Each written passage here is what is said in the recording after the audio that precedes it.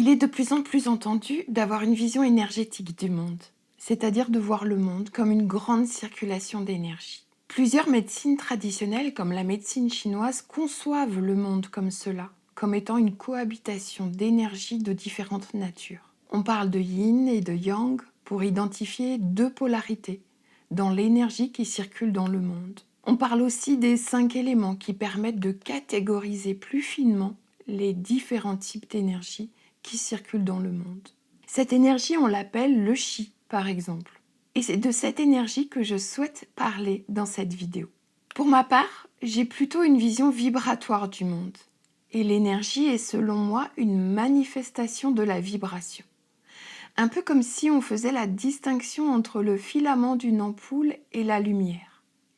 Le filament serait la vibration de toute chose et la lumière serait l'énergie, une conséquence.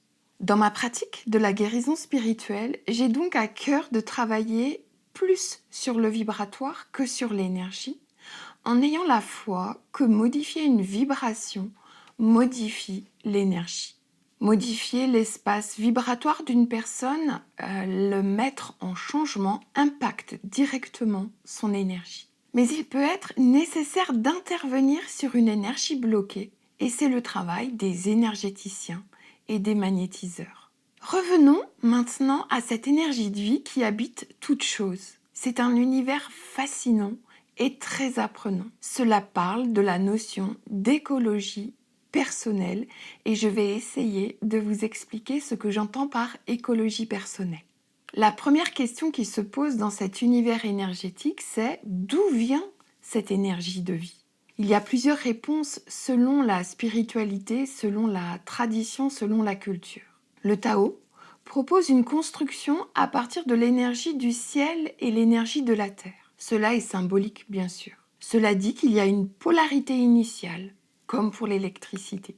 Certains diraient qu'elle vient de l'univers, du grand tout, de Dieu, de la source. Quel que soit le modèle que l'on utilise, il y a inévitablement une notion de source d'énergie. Idéalement, nous saurions prendre notre énergie auprès d'une source inépuisable, accessible, intègre, c'est-à-dire sans nuire ou prendre à qui que ce soit, tout en puisant une énergie qui nous respecte nous-mêmes. Dans la réalité, cela est souvent plus compliqué. Selon notre niveau d'autonomie, nous prenons parfois notre énergie auprès des autres. Nous vampirisons, nous parasitons. Et cela est bien souvent inconscient, hélas. Cela est OK lorsque nous sommes bébés. Nous ne pouvons pas être autonomes. Puis petit à petit, nous apprenons à prendre notre énergie auprès de sources autres que la mère, le père, l'environnement. Sauf si nous avons été abîmés, si nous avons vécu des manques. Dans ce cas, n'ayant pu construire notre fonctionnement énergétique correctement, nous avons dû trouver des compensations qui sont bien moins intègres. Pour ma part, j'identifie 3 sources d'énergie symbolique. La première, je l'appelle la vie, avec un grand V. L'énergie de l'univers, immense et probablement infinie. En tout cas, de notre point de vue, du point de vue de notre petite taille dans l'univers, elle est probablement difficile à épuiser. Derrière la vie, avec un grand V, on peut y mettre Dieu, bien sûr, et ce qu'on appelle la source qui peut nous alimenter en énergie. Sous réserve que nous y soyons connectés. Et cela parle de notre relation au grand tout et à la vie. Mais ça, ce serait un autre sujet. La seconde source d'énergie intègre que je propose, c'est celle du moi profond. Ce moi profond, c'est ce que vous pouvez aussi entendre sous le nom d'essence divine ou d'essence. C'est ce moi supérieur qui a été créé à un moment donné dans ce grand univers et qui existe même au-delà de vous et qui vous dépasse aussi. Et elle peut devenir une source d'énergie. Cette source d'énergie, c'est celle de votre potentiel. Encore faut-il aussi y être connecté, c'est-à-dire être connecté à vous-même, à votre essence. Mais ça aussi, c'est un sujet à part entière. La troisième source d'énergie intègre, c'est celle des systèmes. Alors, je vais expliquer un petit peu plus cet endroit-là parce qu'il est moins habituel. En fait, les systèmes font partie intégrante du fonctionnement humain sur notre planète. Les êtres humains s'organisent au sein de systèmes avec pour objectif de s'entraider, construire ensemble, fonctionner ensemble. La première cellule, le premier système que l'on connaît, c'est le système familial, bien évidemment, avec la cellule originelle du père, de la mère, de l'enfant, qui ensuite vient s'étendre à tous les membres de la famille, oncles, tantes, cousins, et puis ensuite on peut même y ajouter les morts, et on arrive dans le grand système des ancêtres. Au-delà de ce système originel, de ces systèmes issus du fonctionnement même de la reproduction et de la croissance des êtres humains, on va trouver tous les autres systèmes que l'être humain construit pour répondre à ses besoins. Les sociétés en font partie. Les sociétés humaines, les pays sont des systèmes à part entière. On peut avoir des associations, des fédérations, des amitiés, des groupes d'amis sont également des systèmes. Lorsqu'un système se crée, il y a toujours une intention positive derrière. C'est un objectif d'entraide, solidarité. Souvent, c'est considéré comme plus facile de faire face à la vie et son adversité à plusieurs. Ces systèmes sont construits par les êtres humains pour répondre aux besoins des membres. Donc un système sain alimente en énergie les membres qui le composent, les membres qui lui appartiennent. On parle d'un système toxique lorsque ce fonctionnement est inversé et lorsque ce sont les membres du système qui alimentent le système en énergie. Parce que là, à ce moment-là, ça n'a plus de sens, on perd l'intention racine du système. Donc un système sain, un système comme le système familial notamment, peut devenir une source d'énergie dans laquelle nous pouvons puiser. Voilà pour les trois grandes sources d'énergie. Alors on pourrait considérer que les autres sources d'énergie seraient peut-être moins intègres. Imaginons que je prenne mon énergie dans le sucre, par exemple. Eh bien, on considère que c'est problématique parce qu'il y a probablement un phénomène d'addiction qui est associé et que le sucre n'est pas une source d'énergie intègre parce qu'on sait aujourd'hui que le sucre fait des dégâts dans le cerveau notamment, en tout cas sur le métabolisme. Je pourrais prendre mon énergie auprès de personnes et c'est cela qu'on va aborder maintenant. Parce que la seconde question qui se pose après la source d'énergie, c'est que fait-on de cette énergie que l'on a récupérée de façon plus ou moins intègre? Alors qu'est-ce que je fais de cette énergie avec laquelle je me suis alimentée depuis les trois sources d'énergie? Alors ça c'est dans l'idéal. Dans la réalité, mes sources d'énergie ne sont pas toujours intègres. Alors, idéalement, cette énergie est prioritairement au service de la légende personnelle de chacun. Alors, ça peut paraître un peu égoïste et pas facile à assumer. Mais pour cela, je vous invite à imaginer que nous avons été créés pour une bonne raison, un peu comme s'il y avait un grand écosystème qui a sa propre intelligence et notre création, le fait que nous existions à un endroit sur la planète, a un sens dans ce grand système. C'est pour cela que ce grand système, pour honorer et respecter le sens originel, nous allons commencer par choisir d'être nous-mêmes. C'est-à-dire ce que le système a créé, ce que l'écosystème a créé, ce que l'univers a créé en nous. Et c'est ça que j'appelle la légende personnelle en fait. C'est l'invitation à être ce qui a été placé en nous. Qui n'est pas une destinée toute écrite, mais qui est surtout un potentiel, une tonalité, une couleur dominante. On peut parler d'ikigai aussi à cet endroit-là. Si vous connaissez pas cette notion qui vient de la philosophie japonaise, je vous invite à aller chercher sur Internet. Mais l'idée derrière, c'est de dire qu'il y a quelque chose, un sens profond dans notre existence qui nous dépasse et qui est en lien avec un écosystème qui serait plus intelligent, plus grand, plus vaste que nous. Et suivre notre légende personnelle, c'est choisir d'être ce qui a été placé en nous, en ayant la foi que c'est utile pour tout le système humain. Donc, la priorité, c'est d'utiliser cette énergie dont nous disposons, idéalement en nous connectant à des sources intègres, d'utiliser cette énergie pour alimenter, servir, agir, œuvrer, manifester dans notre légende personnelle. En étant nous-mêmes, nous contribuons déjà et de l'énergie est donnée à travers nous dans les systèmes auxquels nous appartenons. C'est la foi qui est derrière cette hypothèse. C'est un cercle vertueux car lorsque nous sommes dans ce don, nous recevons autant que nous donnons. C'est donc neutre pour nous, voire même nous pouvons créer, imaginer que nous créons de l'énergie, ou en tout cas que nous sommes l'endroit où de l'énergie peut se créer dans l'univers. Alors ça, c'est le projet idéal, c'est l'aspiration que nous pouvons avoir, c'est d'être tellement à notre place, tellement nous-mêmes et tellement en train de manifester ce que nous sommes, que notre contribution est en train d'être donnée le plus naturellement possible dans le monde, et cela crée de l'énergie à notre endroit. Une fois que nous avons manifesté et agi dans notre légende personnelle, dans un second temps, nous avons des responsabilités énergétiques. Et oui, peut-être nous avons des enfants, peut-être nous nous occupons de personnes âgées, de nos parents âgés, peut-être aussi nous avons à charge des personnes handicapées, un enfant handicapé, un parent handicapé. Ces personnes n'ont plus ou n'ont pas encore accès à leur autonomie. Donc, il est de notre responsabilité de contribuer à une partie de leurs besoins là où ils ne sont pas autonomes, et en cela, nous avons besoin de donner de l'énergie.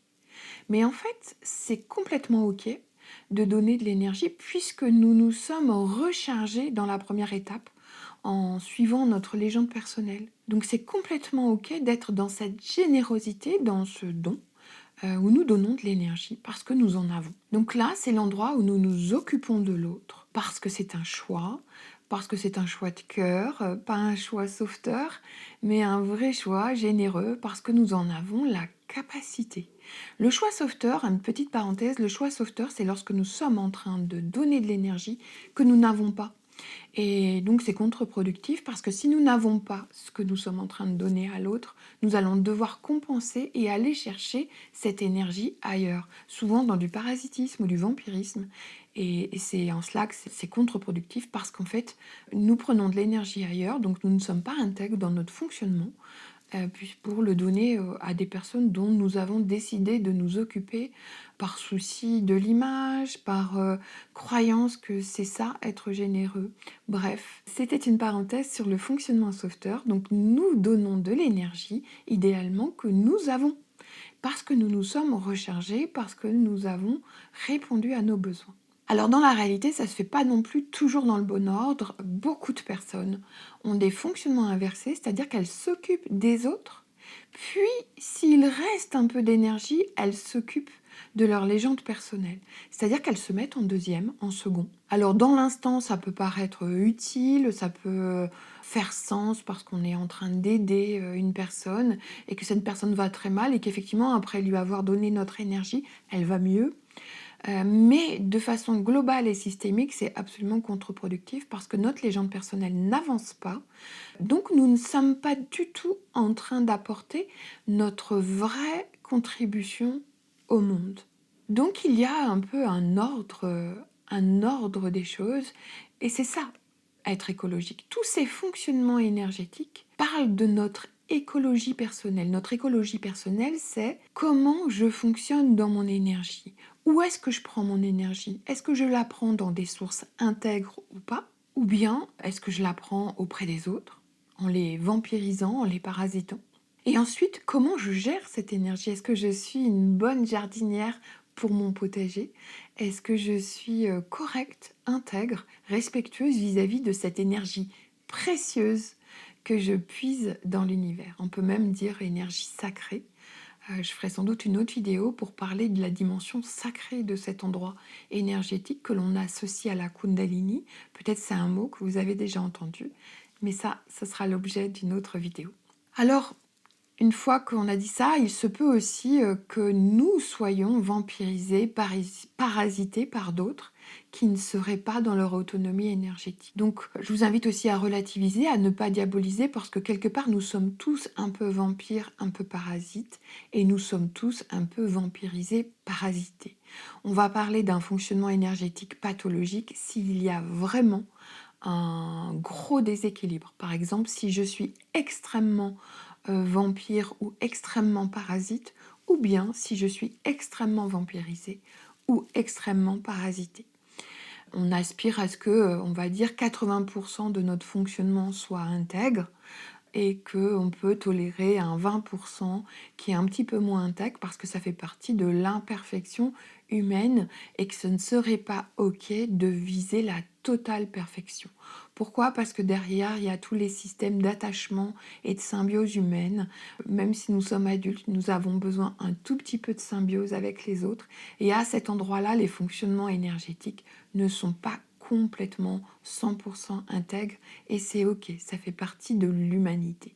L'enjeu qui est souvent confrontant dans une bonne gestion énergétique, dans une bonne écologie personnelle, c'est de savoir se protéger, de savoir se faire passer en premier, de savoir poser ses limites et de savoir dire non. Donc autant dire que ça vient toucher plein de dossiers un peu sensibles, relationnels.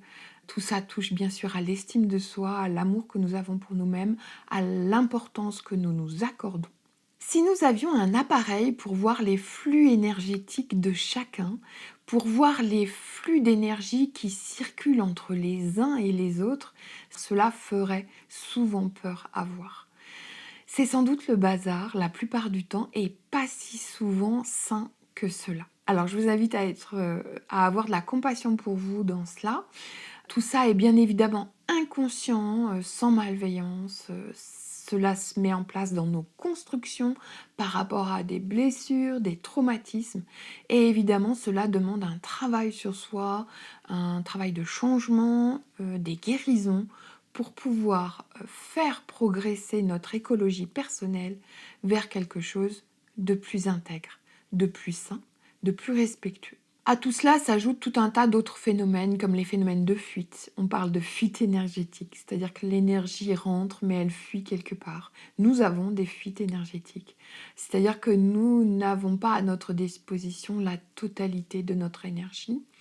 Il y a du gaspillage, il y a des phénomènes d'avidité, c'est-à-dire que nous pouvons avoir une soif de stocker toute cette énergie, de la contrôler pour ne pas qu'elle s'enfuit, pour ne pas qu'elle nous échappe, ce qui nous met dans des fonctionnements toxiques de contrôle.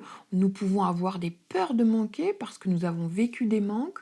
Nous pouvons héberger des entités énergétiques un peu toxiques, pas très ragoûtantes, qui sont souvent ici comme conséquence de certains fonctionnements humains qui ne sont pas intègres, qui ne sont pas sains, mais ces entités peuvent aussi venir de traumas qui font des nœuds dans notre énergie et qui viennent héberger ces entités qui sont comme des petits animaux énergétiques polluants, parasitants, vampirisants. Donc l'espace énergétique est un univers riche en phénomènes, en événements. Je vous invite à sentir, à observer votre énergie, prendre conscience de cette énergie. Peut-être tous les matins, vous demandez comment va mon énergie aujourd'hui. Est-ce que je suis dans le rouge? Est-ce que j'ai beaucoup d'énergie? Voilà, les questions énergétiques. Il y a des miroirs dans notre vie de notre écologie personnelle. Par exemple, notre argent. La façon dont circule l'argent dans notre vie a un lien direct avec notre écologie personnelle et la façon dont nous gérons notre énergie vitale. Il y a également notre sexualité qui est un miroir de notre écologie personnelle. Notre énergie est hautement mobilisée dans la sexualité et la sexualité est un espace de circulation d'énergie plus ou moins intègre. Il n'est pas rare que dans une relation sexuelle, il y ait un partenaire qui prenne l'énergie de l'autre, par exemple. Inconsciemment, même dans le respect, la bienveillance, cela peut se faire parce que ce sont des conditionnements, des façons dont l'énergie s'est organisée très tôt dans notre existence pour compenser des manques qui étaient bien évidemment présents parce que les parents sont imparfaits. Nous avons vécu des manques dans notre enfance. Là où ça devient pathologique, c'est quand le manque a mis en danger dans la construction, voire même a mis en danger de mort.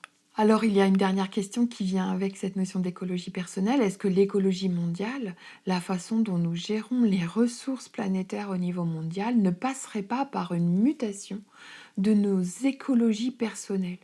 Comment devenir écologique au niveau systémique alors qu'à titre personnel, la plupart du temps, nous ne sommes pas écologiques? Donc le chemin est intéressant parce qu'on pourrait envisager de travailler sur notre écologie personnelle, de l'assainir, de la rendre plus intègre, en ayant la foi qu'ainsi nous contribuons à une écologie systémique directe. Voilà. Et je pense que c'est un sujet d'actualité.